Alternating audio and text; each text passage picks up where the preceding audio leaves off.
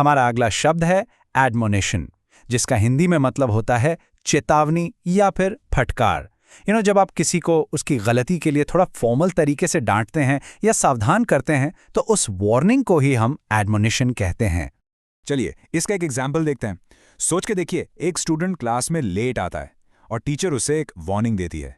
तो इस सिचुएशन को हम इंग्लिश में कैसे कहेंगे? बिल्कुल ऐसे, the teacher gave the student an admonition for being late to class.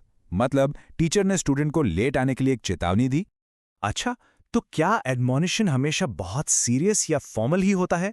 बिल्कुल नहीं, ये हल्का फुल्का भी हो सकता है। जैसे अगर किसी बच्चे से घर में कोई फूलदान यानी वास टूट जाता है तो उसकी माँ उसे थोड़ा प्यार से समझाती है ना?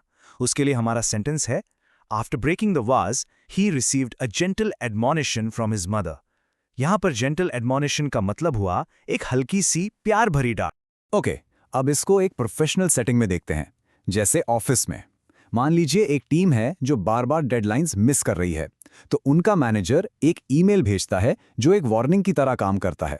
तो इसके लिए हमारा सेंटेंस है, the manager's email served as an admonition to the team about missing deadlines. यहां पर वो ईमेल ही एक ऑफिशियल फटकार या चेतावनी बन गया। जैसा मैंने कहा, ये वर्ड अक्सर काफ़ी सीरियस और फॉर्मल जगहों पर यूज होता है, जैसे कि कोर्ट में या न्यूज़ रिपोर्ट्स में। ये कोर्ट इसका एक परफेक्ट एग्जाम्पल है। द जजेस final words were an admonition to the witness to always tell the truth. इसका मतलब है कि जज के जो आखिरी शब्द थे वो गवाह के लिए एक सख्त चेतावनी थी कि उसे हमेशा सच ही बोलना है। तो चलिए इस वर्ड को और भी बेहतर तरीके से समझने के लिए इसके सिनोनिम्स और एंटोनिम्स देखते हैं। सिनोनिम्स यानी इससे मिलते जुलते शब्द हैं रेप्रिमांड, रिब्यूक, स्कोल्डिंग और वार्निंग। इन सब का मतलब लगभग डांट या चेतावनी ही होता है। अब देखते हैं इसके एंटोनिम्स यानी इसके ऑपोजिट वर्ड्स।